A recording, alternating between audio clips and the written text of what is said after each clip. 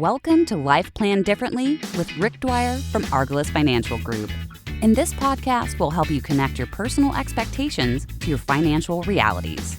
Join us for this journey where we take a holistic approach to financial planning as Rick Dwyer draws from years of experience and guest experts to teach you how to avoid costly mistakes in your financial planning. Welcome again to the Life Planned Differently podcast with Rick Dwyer of Argallus Financial Group. This episode, Rick focuses on insurance adjusting with his guest, Mark Goldwich, the president and CEO of Gold Star Adjusters. Mark has been a licensed adjuster in Florida since 1987, and he has held licenses in many other states. He also started the nonprofit VeteransClaimVictory.org. This is to help military vets and first responders transition to the civilian workforce in the insurance claims industry. Thanks, Patrice. So, Mark, we've known each other for a few years, did a few races together, and I thought it would be great to have you on and get into adjusting and the benefits of adjusting for individuals and why they shouldn't take on the insurance companies themselves. So why don't we first start off with you telling a little bit about what you do, and we'll go from there. All right, great. Well, thanks, Rick. I appreciate the opportunity, especially on this day as Hurricane Sally is making her way through 3 different states at the same time. But as Patrice said, I've been licensed as an adjuster since 1987. I spent 17 years with one of the largest insurers of homes and autos in the country. And in 2004, I started Gold Star Adjusters to put my experience to work for the policyholders rather than the insurance companies. And I've been doing that ever since. And it's been great. Along the way, I've written 2 books on insurance claims that are made for the everyday person. And it's been a real eye-opener to go from one side of the table to the other side of the table and to really see what some of these insurance companies and individual insurance adjusters are capable of doing. So what are they capable of doing, Mark? Well, there really is not much of a limit. I mean, all the things, the basic things, from ignoring phone calls, not responding timely, telling people claims aren't covered when they really are covered, and all the way up to there was a large insurance company that was accused of funneling money to a state Supreme Court judge so that they could get a case ruled in their favor. And we're talking about $1 billion verdict that they wanted to have overturned. And the scuttlebutt is that they got this Supreme Court judge in a state selected and appointed for the purpose of turning down that verdict or overturning the verdict. And they ultimately were sued for that and paid a very large, huge sum of money. Wow. That kind of tells you right there to the extremes, the level that people will go to avoid paying these claims. It's scary. Yeah, it is scary. And that's scary when you know what's going on, for example, someone like yourself. So one of the things that I've run into, because I've referred some people to you, and I know in their case, they kept telling me, you know what? The insurance company's been so nice. The contractors are giving us everything we want. I don't really think we need an adjuster. So from your perspective, why should people have someone that's kind of independent of both the homeowner who has their own way of looking at things, as well as the insurance company? Have someone who's essentially in the middle that doesn't have kind of any skin in the game on one side or the other than the fact I realize you represent the homeowner, but you come in as an independent looking at it. And why is that important? Well, I'm going to be honest with you, Rick. I'm really not that independent. I work for the homeowner and I am on their side completely. Now, if they're just imagining that this crack in their foundation must have been caused by this wind event, and I don't agree with them, I'm going to tell them I don't agree with them. Or if they were to suggest, how can we get this covered, when it's not, I'm going to let them know that it's not covered, and you don't get it covered when it's not covered. In other words, I don't tolerate fraud or even the suggestion of it. It's a very serious issue. So we stay away from that. But I am on the homeowner's side, and I am representing them in their interests, which is the reason why the policyholders and the insureds should hire a public adjuster to help them with their claim.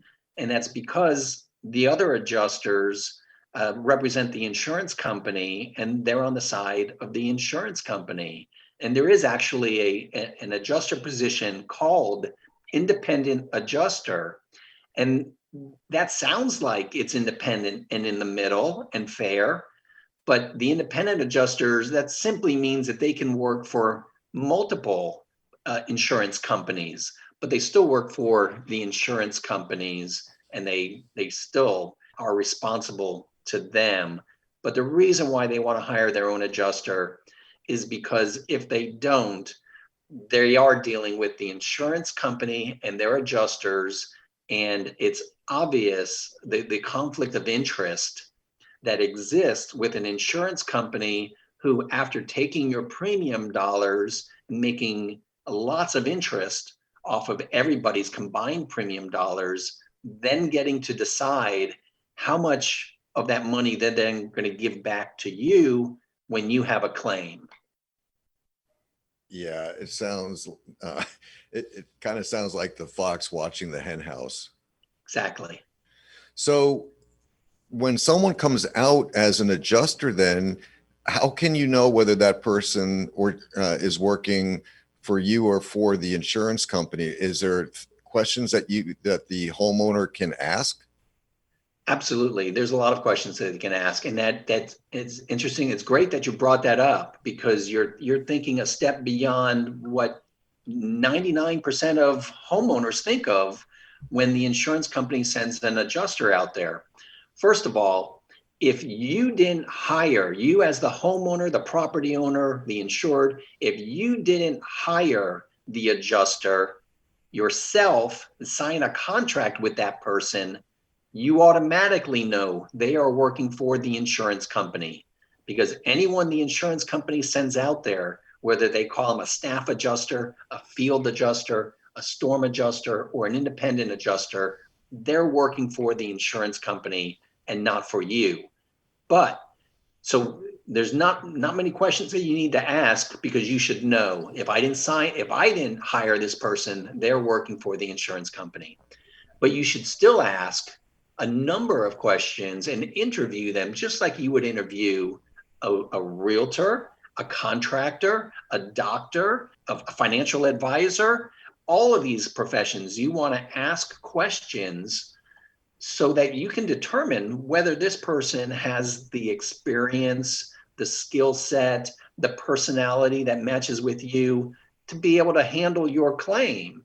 And so insurance companies, especially after large catastrophic events, will hire what they call emergency adjusters. And these are people that may have no prior experience whatsoever, and they're sending them out after a couple of hours, or if you're lucky, a couple of days of training. They send them out to your home, your largest financial investment in most cases, and they're going to determine how much money you're going to get. And you're going to allow this without asking them any basic questions about their experience, their training, how many claims they've handled, what state they're from, their experience, all these things. And those questions need to be asked. Okay, so now we have a little bit of information for our listeners to ask questions. So if they're looking for if they're looking for a non-insurance company provided adjuster, how should one go about doing that? In pretty much every state, that person is called a public insurance adjuster, sometimes called a public adjuster, sometimes referred to as a private adjuster. But most states have organizations of public insurance adjusters. So in Florida, you would look up the Florida Association of Public Insurance Adjusters. There's a National Association of Public Insurance Adjusters. There's an American Association, and so on. So you basically take your state and you Google state name, Association of Public Insurance Adjusters, and that should get you to a site, and they should have a list. But they're only going to have a list of members of that organization. They could also just search locally, type in their city name, and then public insurance adjuster, and that will get them a list. But then you still have to be careful, because a lot of outside or foreign companies or adjusters or firms, they'll buy, the Google ranking. And so they may not be from that city or even that state, or may not be headquartered there. But when you go on Google, it may appear like they're there. So you want to be sure that you're dealing with somebody local. So one of the issues, as we all know, with Google is that you get a tremendous amount of information. So the associations are good. Going online or searching for people that are local is good as well. Is there any kind of minimum standards that a person should have in order to be someone that you would recommend to be the adjuster, looking out for the homeowner's best interest? Oh, sure. And actually in most states, to be a public insurance adjuster, you have to be licensed by the state. And in most states, you have to not only be licensed, but bonded. And so already with the licensing, there are minimum levels of qualifications that exist. So criminal records have to be pretty clean. You have to normally pass a state licensing exam. So you're already starting, if they're licensed as a public adjuster, and that's a good place to start, is check their license number. It should be on their business card or their contract, or you should certainly get it from them. But go on to your state's Department of Insurance website and validate their license number. Be sure that they're licensed. When you do that, you'll usually see how long they've been licensed. And so I would recommend that you always want to have somebody that's been licensed in that profession for at least 5 years. But again, you go back to talking to them and asking them how long they've been licensed. Maybe they've been licensed in different states. They may have been licensed for 5 years, but maybe they weren't active until last year or last week. Well, you want to ask those questions so that you can know. You want to have somebody that's been fully active, doing the job full time. I think for at least 5 years would be a minimum. Well, I think that's great advice, is to make sure they have some minimum qualifications. I do remember, I think it was Matthew that came through, and there were a number of adjusters that were working for FEMA. Can we speak to that? So a FEMA representative is representing who? Not an insurance company, or are they? Not really. They're really representing the federal government in most cases. See, a lot of times your large insurance companies may sell, and normally when you're dealing with a FEMA adjuster, you're normally dealing with a flood claim or a flood policy. That's normally where these FEMA adjusters come from. And most of the time they're independent adjusters working for FEMA for this particular event, and it's usually for flooding. And that's usually where you see them. But they could have, again, they could be stretched thin, and they could be bringing in people into these positions that have little to no experience. So even if they're a FEMA adjuster and it sounds like you have the full weight of the federal government behind them, you want to ask them about their qualifications and their experience, their training, and those kind of things as well. So in a case like that, Mark, where we're dealing with a FEMA adjuster because it's due to, let's say, a flood claim, which I believe when I was referring to the Matthew hurricane that came through, there was a tremendous amount of flooding. A lot of docks got damaged, seawalls got damaged, houses got damaged. Would it still make sense for the homeowner to have their own adjuster? Absolutely, always. It's hard to think of a situation when it wouldn't be better to have your own adjuster. I mean, it's almost like saying, in what criminal trial do you think it's beneficial to have your own attorney present? Always. Every time. Yeah, unless you just want the only attorney in the room to be the prosecuting attorney and you're comfortable with that. But I would hope that most people are not comfortable with that, because if you don't have your own adjuster, all you have is the other guy's adjuster. And that's not a good place to be, whether you're dealing with litigation or an insurance claim, because the insurance company always has the upper hand. They're the ones that wrote the policy, and they're the ones with the decades of experience in doing what they do, which frankly, it's just not always the right thing what they're doing. I can't even tell you how many times we've handled a claim where the insurance company said this loss is not covered, and here in the policy is the reason why it's not covered, and they're wrong. We've had, again, untold numbers worth, untold million, we're talking about millions of dollars worth of claims that have gone from zero payment to positive payment. And this is from the people that wrote the policy, and they're supposed to know better. So if it's not intentional, it is one heck of a series of coincidences. So that brings up an interesting question, Mark, and that is, let's say a homeowner had an event, whether it was a natural disaster, flooding in their home, a fire, whatever it may be. They had a case. The case was reviewed by an adjuster who worked for the insurance company. You've already settled. Is there any recourse to go back and to see if that claim was actually settled correctly for the correct amount, or once they settle, it's over? No, absolutely. In almost every case, there is recourse.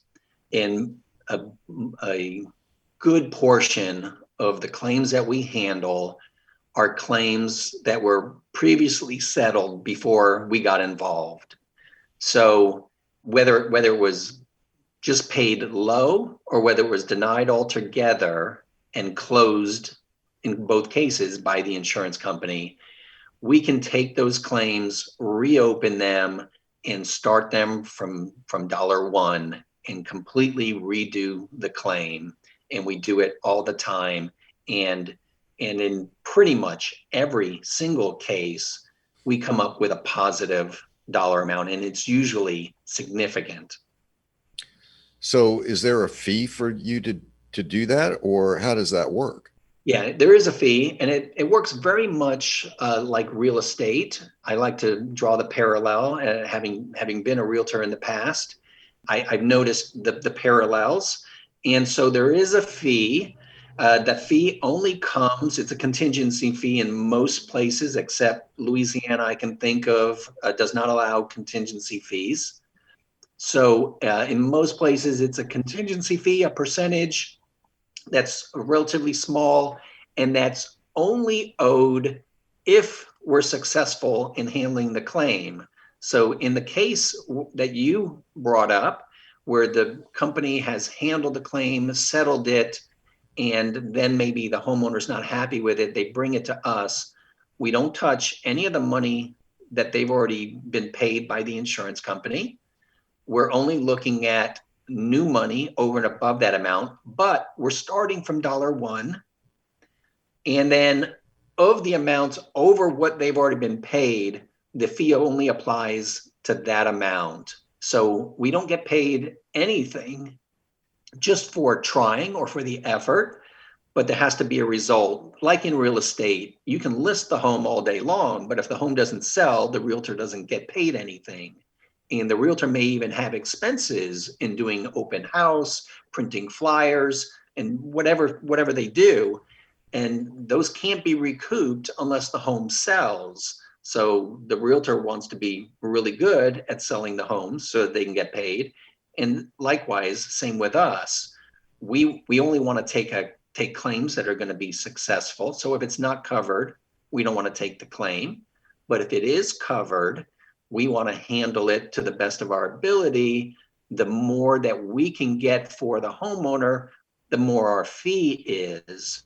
So that's the reason for that, and that's the way that works. Yeah, so I'm glad you answered that question, because when I was asking about a fee, I meant an upfront fee. So I'm going to give you a shameless plug. As a fiduciary with our clients, I would think anybody who's received some sort of settlement and you're not sure if you got the right amount of settlement, I would reach out to Gold Star Adjusters and Mark and his team. Let them take a look at it. If it's something they can't handle, they'll let you know. But if it's something that they can handle, what do you have to lose? Absolutely nothing. So thanks for bringing that up, Mark.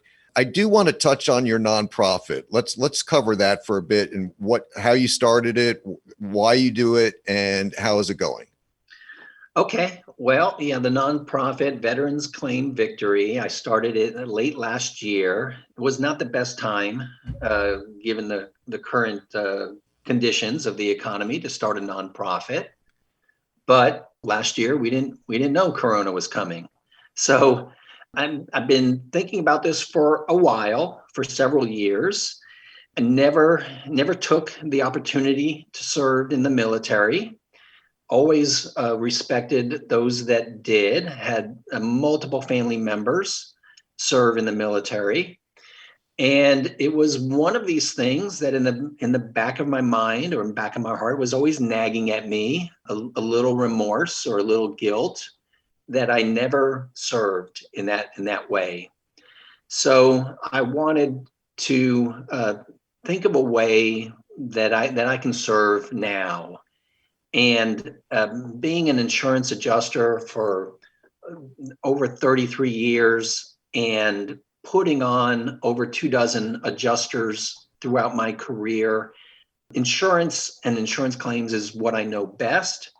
And so I thought I would marry these two ideas.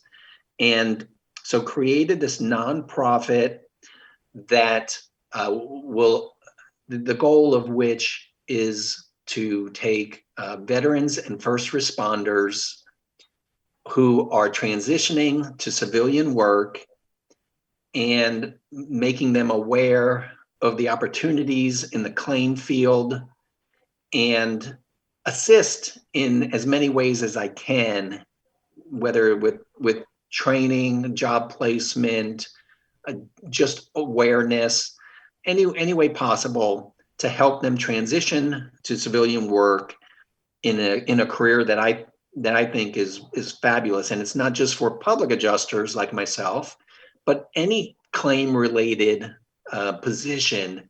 And there are many, some of which require travel, some of which don't. This can be done. It can be done in office. It can be done in the field. There's all kinds of positions that are available in insurance claims. And I just wanted to make veterans and first responders aware of this. Also, I have on my team, I've got both. I happen to have a retired police officer, a retired firefighter, and a retired military veteran working with me. And I just know that I would be able to help a lot of people who are in this transitioning phase into a new career that I think would be great for them. Well, that's awesome. So even with COVID now? Are you having success with implementing your nonprofit? It's tough. It's tough. Obviously the raising money is the key. I can do the rest, but without money being raised, it's really difficult to get much else done. I mean, I don't take a salary from it. All I do is pay into it with either financially or with my time. But it has been really tough this year to get the financial support that I would like so that I could assist more veterans and first responders. Well, I think it's a very noble gesture that you're taking there, Mark. We can talk off mic about maybe some things that we can do together to work on that. But I wanted to thank you for coming on and explain to our listeners why it is so important to make sure that if you're going to have a claim and you're going up against Godzilla, because that's essentially what the insurance company is, that you need to have someone that knows what they're doing on your side to make sure that your interests are protected. And I guess the way I'd like to leave it is give you a couple minutes to wrap up and make sure any of the more salient or important parts we don't leave out, and we'll leave it with you to take us out. Right. Well, I appreciate the opportunity, Rick, and your message of dealing with Godzilla is pretty close. We obviously we use David and Goliath a lot, the idea, and it fits because I mean, literally right now, right this minute, there are people in their attics trying to escape floodwaters, and there are others who are digging out from their homes when trees fell on them or really badly damaged. And there are people now who are either still driving away from the hurricane, to those who are in hotels from this hurricane and from Hurricane Laura that just hit just a few days ago. And then there are others who are still dealing with Hurricane Michael from last year. And they're still dealing with that nightmare, as well as prior storms. This is not a quick process for most. It's not an easy process. I mean, imagine going through your most difficult negotiation process with somebody who has all of the cards in their hand and has everything stacked in their favor, and they're ruthless, or they can be ruthless, regardless of how big their smile is when they first meet you. It's a different story when you're trying to extract all of the money that you're entitled to. They're dealing with it now. They're going to be dealing with it for many months into the future, and they're not equipped for it. Most of them would be happy to have someone help them, but they don't know that opportunity even exists for them. So I guess my parting words would be, if you or your listeners know of somebody who's in a tough spot like that, just let them know. It doesn't have to be my company.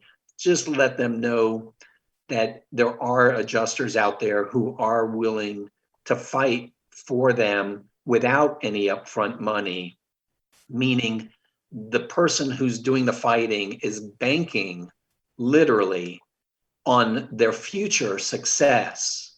And so they're really going to be there for those people who need it. Thank you, Mark. What's the best way for people to reach you? Because I think a lot of people that may have a need may want to talk to you and your team. The best ways, obviously, anyway, through social media. Our website is goldstaradjusters.com. And pretty much all of our social media is at Gold Star Adjusters. We do have, Facebook page and Twitter and LinkedIn. They could email me directly, mark@goldstaradjusters.com. They could call our office. If you want the number, I can give that? Go ahead. Yep. Give them the contact number. Okay. The office number here is 904-406-7232. And we have 24/7 live answer service. If someone can't pick up the phone, we always have the opportunity for you to either leave a message or to talk to a live person to leave a message for us. Well, Mark, once again, thank you for joining us and educating our listeners on I was going to say the benefit, but really the need to have someone standing up for them in their corner. Folks, this is Rick Dwyer signing off. To reach me or my team at my office, it is Argallus Financial, ARGALLUS.com is our website. I can also be reached at 904-800-7299. Until next time, have a great day.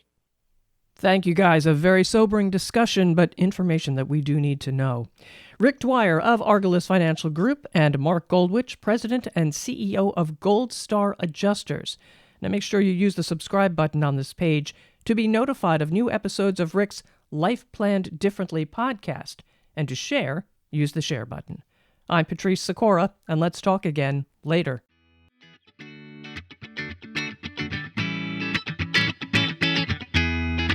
Thank you for listening to the Life Plan Differently podcast. Click the subscribe button below to be notified when new episodes become available. The information covered and posted represents the views and opinions of the guest and does not necessarily represent the views or opinions of Argallus Financial Group, Inc. or Capital Management Services, Inc. The content has been made available for informational and educational purposes only. The content is not intended to be a substitute for professional investing advice. Always seek the advice of your financial advisor or other qualified financial service providers with any questions you may have regarding your investment planning.